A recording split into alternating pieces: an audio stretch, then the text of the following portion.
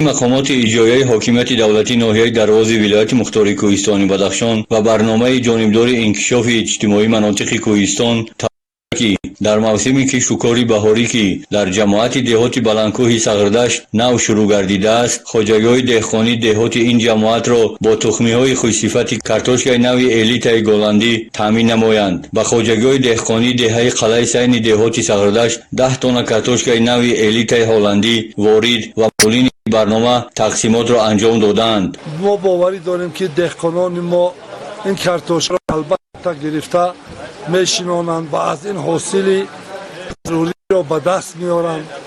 این بود باعث خرسندی در آن است که همه تخمیه که باید جمع شود در آخر سال با برای به نوبت با دیگر دهقانان داد میشود. این خیلی باعث خرسندی است.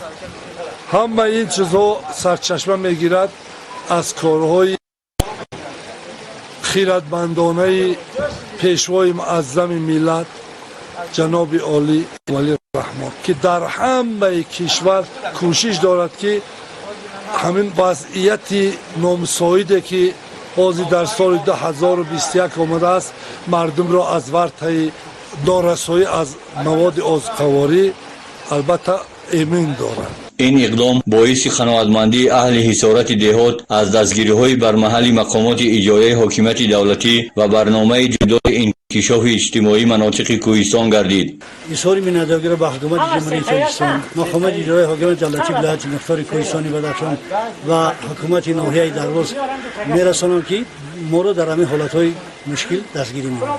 مسئولین برنامه از میان نمودند که این سال و سالیان آینده خواجگی‌های دهقانی ناحیه را با تخمی‌های خوش‌صفت تامین نمایند.